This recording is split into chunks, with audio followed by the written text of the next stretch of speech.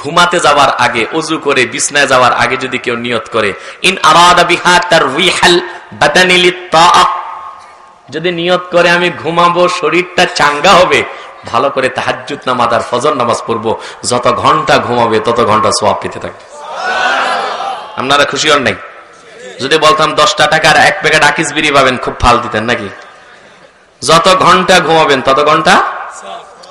একটু জোরে বলেন সুবহানাল্লাহ, আর একটু জোরে আলহামদুলিল্লাহ, আরো জোরে আল্লাহু আকবার কবীরা। তারপর আল্লামা বদরুদ্দিন আইনি আরো এমন চমৎকার কথা লিখছেন, সুবহানাল্লাহ সুবহানাল্লাহ। তিনি লিখেন ওয়াকাল ওয়াতিহি, সুবহানাল্লাহ সুবহানাল্লাহ। মানুষ যে তার স্ত্রীর সাথে একত্রিত হয়, কথা বুঝতেছ? কেউ আল্লাহর খুশির জন্য যায় না, নিজের জন্য যায়, ঠিক কিনা? এটা ইবাদত না, এটা গায়ের ইবাদত। ইন আরাদা বিহা তাআফফুফা আনিজ জিনা, স্ত্রীর কাছে যাওয়ার আগে যদি নিয়ত করে আমি আমার বৈধ স্ত্রীকে গ্রহণ করব, জিনা থেকে বাঁচবো, যত ঘন্টা স্ত্রীর সাথে থাকবে তত ঘন্টা আল্লাহ তাআলা মুস্তাহাব সওয়াব দিতেই থাকবেন।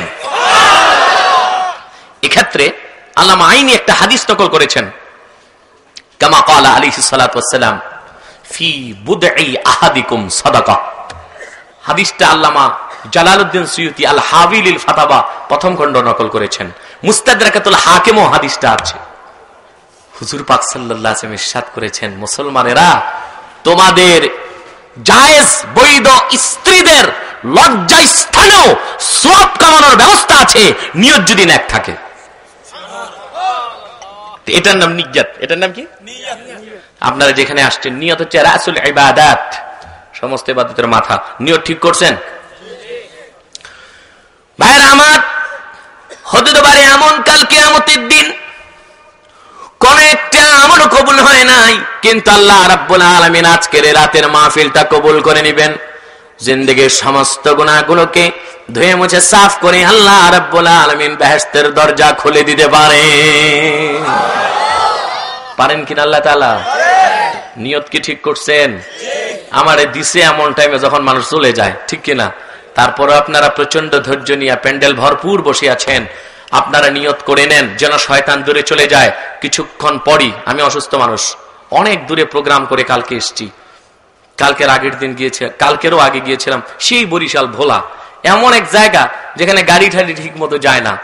বাড়ি থেকে গেছি প্রাইভেট কারে এয়ারপোর্ট, সেখান থেকে প্লেনে বরিশাল, সেখান থেকে আবার মাইক্রোবাসে বরিশাল ডিসি ঘাট, সেখান থেকে আবার স্পিড বোর্ডে 1.5 ঘন্টা নদীতে, এরপর আবার মাইক্রোবাসে 30 কিলোমিটার যাওয়ার পর তারপর মাহফিল। পরের দিন নাই কোনো প্লেন, আবার গাড়ি নিয়ে সারাদিন জার্নি করে আসতে হয়েছে। ফলে আমি খুব ক্লান্ত। আর আজকের মাহফিলটা হঠাৎ করে নিয়েছি, কারণ আমার আজ পূর্ব নির্ধারিত প্রোগ্রাম ছিল আমিনবাগ জামে মসজিদে। সে প্রোগ্রাম 9টা পর্যন্ত করে আমি এখানে চলে এসেছি। তো বন্ধুরা আমার, খুব বেশিক্ষণ আমি কষ্ট দিচ্ছি না, কিন্তু নিয়ত করে নেই, কিছুক্ষণ পর মুনাজাত করে আল্লাহওয়ালা হয়ে, নিষ্পাপ হয়ে, গুনাহ মাফ করে, বেহেশতি হয়ে বাড়ি যেতে চাই। কারা কারা রাজি আছেন হাত তুলে আল্লাহকে দেখান। হাত অর্ধেক তুলবেন না, তাতে বোঝা যায় মুজাবজাবিন, গেলেও পারি থাকলেও পারি। লম্বা করে হাত নামান, আল্লাহ যেন কবুল করেন। আল্লাহুম্মা আমিন। এবার শয়তান চলে গেছে, শয়তান চলে গেছে। আবার কিছু মানুষ আছে শয়তানের বস, ওর কাছে শয়তান আসতে হয় না, বুঝেন না? এটা জানেন? নফস 3 প্রকার, এটা জানেন না? নফসে আম্মারা, নফসে লাব্বামা, নফসে মুতমাইন্না। তবে একজন মুরিদ আমাকে একদিন হাসতে হাসতে বলেন, হুজুর বাংলাদেশিদের 4 প্রকার নফস। আমি বললাম, এটা কই পাইছেন আপনি? নফসে আম্মারা, নফসে লাব্বামা, নফসে মুতমাইন্না, নফসে খাওয়ামা। এই নফস পাইলেন কই আপনি? হুজুর, এই দেশে প্রেসিডেন্ট থেকে শুরু করে রাস্তার ঝাড়ুদার, মেয়র থেকে শুরু করে সুইপার, সব খালি খাই পাইনি সুযোগ খালি খায়, ঠিক কিনা বলে? তাই আমি বললাম, আপনার দৃষ্টিতে খাওয়া নফসটা পুলিশের বেশি নাকি? হুজুর, সবচেয়ে বেশি তো পুলিশেরই আছে, কেন এরা একটু বেশি খায়, খুব ঘুষ খায় না? কথা বলেন। আপনারা পত্রিকায় দেখেছেন যে সরকার একটা নিয়ম করেছিল, সিগারেট প্রকাশ্যে খেলে পান করলে 50 টাকা ফাইন, শুনছিলেন না? তো এটা তো আইন হয়ে গেছে। তো গুলিস্তানে এক খবিস পেশাবো করতেছে, সিগারেটও টানতেছে, তো পুলিশ যে এটা ধরছে। কে বেটা, তুমি জানো না যে প্রকাশ্যে সিগারেট পান করলে 50 টাকা ফাইন। স্যার এখন বিপদ ঘটায় না, পেশাবটা করে নেই আগে।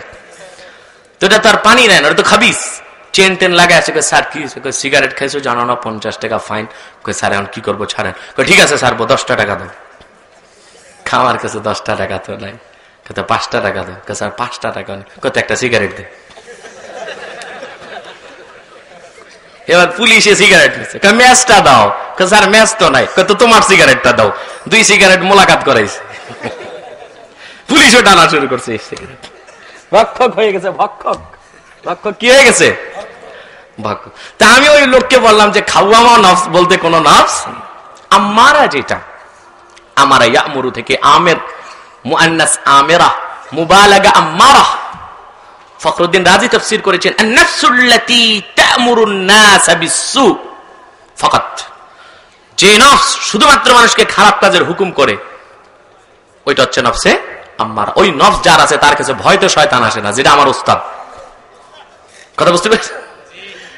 আলহামদুলিল্লাহ শয়তান চলে গেছে। এবার আসেন আমি মূল আলোচনায় চলে যাচ্ছি। সূরা ফুরকান 70 নম্বর আয়াত। এই সূরাটির নাম সূরাতুল ফুরকান। আল্লামা তায়ালসি এজাজে কোরআনে লেখেন, আল্লামা দিমিয়াতি এজাজে কোরআনে লেখেন যে কোরআন পাকের 55টা নাম আছে। সুবহানাল্লাহ। কতটা নাম? কোরআন, ফুরকান, তিবিয়ান, শিফা, মুবিন, হাকিম, করিম, আজিম, এ ধরনের কতটা নাম? জোরে বলতে হবে। তার মধ্যে সবচেয়ে আশকার হচ্ছে 2টা নাম, একটা কোরআন আর একটা ফুরকান। যে সূরা থেকে 70 নম্বর আয়াতটি আমি তেলাওয়াত করেছি, এই সূরাতে আল্লাহ কোরআনের নাম দিয়েছেন ফুরকান। কিভাবে? আল্লাহর ভাষায় শুনেন। আল্লাহ বলছেন তাবারাকাল্লাযী নাযালাল ফুরকানা আলা আবদিহি লিয়াকুনা লিল আলামিনা নাযীরা। মহিমান্বিত আল্লাহ রাব্বুল আলামিন তিনি, যিনি আপন দোস্ত মুহাম্মদ সাল্লাল্লাহু আলাইহি সাল্লামের উপর ফুরকান অবতীর্ণ করেছেন, যেন তিনি তামাম সৃষ্টিকুলের জন্য সতর্ককারী হয়ে যান। আল্লাহ এই সূরার এই আয়াতে কোরআনকে কি বললেন? ফুরকান। কেন ফুরকান বললেন? আল্লাযী ইউফাররিকুল হক ওয়াল বাতিল, যা হক আর বাতিলকে পার্থক্য করে। হক আর বাতিলকে, কোনটা সত্যের পথ কোনটা মিথ্যার পথ তা দেখায় দেয়, কোনটা বেহেশতের পথ কোনটা জাহান্নামের পথ তা দেখায় দেয়।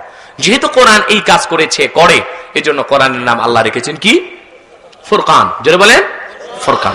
এবার আসেন এই সূরাটির 70 নম্বর আয়াতে আল্লাহ তাআলা বলছেন ইল্লা মান তাবা আই ইল্লা মান রাজা মিনাশ শিরকি ওয়াল কুফরি ওয়া মিন কুল্লি আমরিন মা নাহাল্লাহু ওয়া রাসূলুহু সাল্লাল্লাহু আলাইহি ওয়াসাল্লাম ওয়া আমানা আই আমানা কামা আমানা আসহাবু মুহাম্মাদিন সাল্লাল্লাহু আলাইহি ওয়াসাল্লাম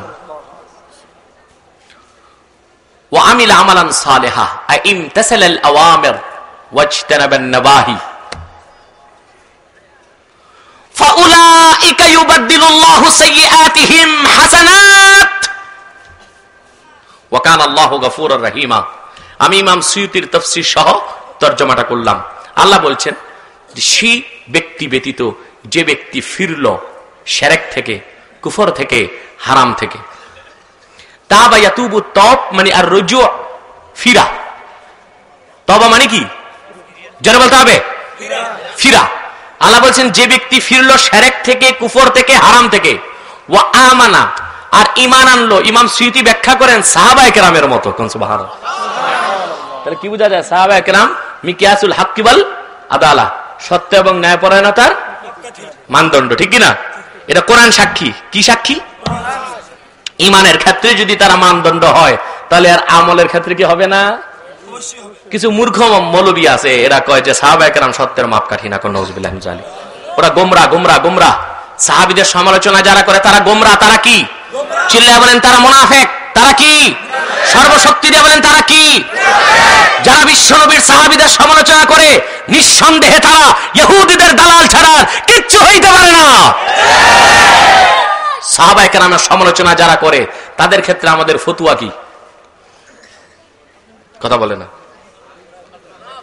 এ ফতুয়া আমারটা নিবেন না বিশ্ব নবী যেটা দিচ্ছেন? আজ থেকে 1400 বছর আগে সুলতানে মদিনা সরকারে দুজাহা নবিগুল আম্বিয়া খাতামুন নবিয়্যিন ওয়াল মুরসালিন মুহাম্মদ সাল্লাল্লাহু আলাইহি ওয়াসাল্লাম সাহাবীদের সমালোচনা যারা করে তাদের ক্ষেত্রে ফতোয়া দিয়েছেন। কিতাবুশ শিফা বিতারিফি হুকুকিল মুস্তাফা সাল্লাল্লাহু আলাইহি ওয়াসাল্লাম সিরাতের কিতাবে স্পষ্ট মতনটা আমি উল্লেখ করে দিচ্ছি। বিশ্বনবী ইরশাদ করেছেন, লা তাসুব্বু আসহাবি فإنه سيجيء قوم في آخر الزمان يسبون أصحابي فلا تسنوا عليهم ولا تسنوا معهم ولا تناكحوهم ولا تجالسوهم وإن مرضوا فلا تعودوهم। হুজুর পাক সাল্লাল্লাহু আলাইহি ওয়াসাল্লাম ইরশাদ করেছেন, আমার সাহাবীদেরকে গালি দিও না। সাব্বা ইয়াসুব্বু সাব্বুন সিবাব থেকে শুধু গালি অর্থ আসে না, গালিও দেওয়া যাবে না, সমালোচনাও করা যাবে না, বিরুদ্ধ কথা বলা যাবে না। শাতামে ইয়াশতিমু শাতমুন থেকে লা তাশতিমু যদি আসতো হাদিসে, তাহলে তার খাস অর্থই তো গালি দেওয়া যাবে না। কিন্তু এসছে লা তাসুব্বু, গালিও দেওয়া যাবে না, সমালোচনাও করা যাবে না, বিরুদ্ধে কথাও বলা যাবে না। ফা ইন্নাহু সায়াজিউ কওমুন ফি আখিরিজ জামান। হুজুর পাক সাল্লাল্লাহু আলাইহি ওয়াসাল্লাম 1400 বছর আগে হুঁশিয়ার করে দিয়েছেন যে আখিরি জমানায় একটা দল বের হবে। কি বের হবে? এখানে ফাইন্নাহু সায়াজিউ কওমুন, আকওয়াম বলেন নাই হুজুর পাক সাল্লাল্লাহু আলাইহি ওয়াসাল্লাম, কওমুন বলেছেন, মানে একটা দল। কয়টা দল? জোরে বলেন। ইয়াসুব্বুনা আসহাবি, যে দলটি, যেই দলের লোকেরা, যেই দলের বক্তারা, যে দলের মৌলবীরা টেলিভিশনে বসে বসে, পত্রিকায় বসে বসে, মাঠে মাঠে ঘুরে ঘুরে আমার সাহাবীদের সমালোচনা করবে, ফালা তুসাল্লু আলাইহিম, তোমরা তাদের জানাজার নামাজ পড়ো না, ওয়ালা তুসাল্লু মাহুম, তাদের সাথে এক কাতারে দাঁড়ায় নামাজ পড়ো না, তাদের সাথে ছেলেমেয়ের বিয়ে দিও না, তাদের সাথে একসাথে বসো না, তারা যদি অসুস্থ হয়ে মরে পচেও যায় তাদেরকে দেখতে যেও না। কথা মনে থাকবে? জোরে বলেন। এই বিভ্রান্ত সৃষ্টিকারীদের থেকে দূরে থাকার ব্যাপারে এর চেয়ে আর বড় কোনো ফতোয়া হতে পারে না।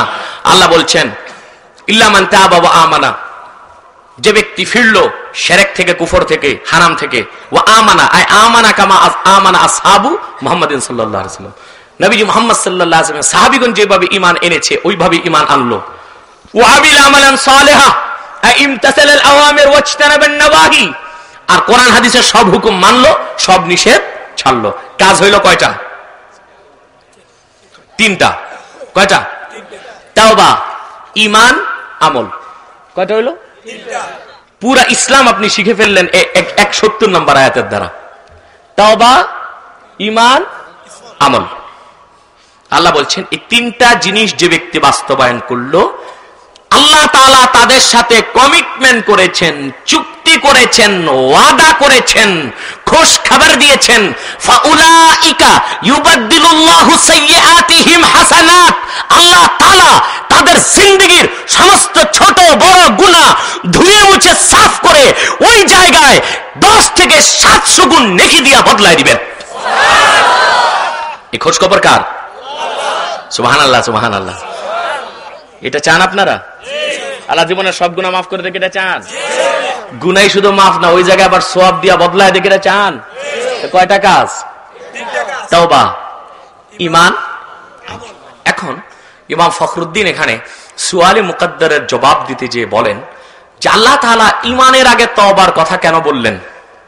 প্রশ্ন আসে কিনা? কিন্তু ঈমানের আগে তো কিছু থাকতে, কোরআন পাকের যেখানে আপনি তাকাবেন আল্লাহ আগে আলোচনা করছেন ঈমান, তারপরে আমল। আর তওবা হচ্ছে ফারউম মিন ফুরুইল আমাল। তওবাটা এক প্রকার আমল। এটা কি? আমল।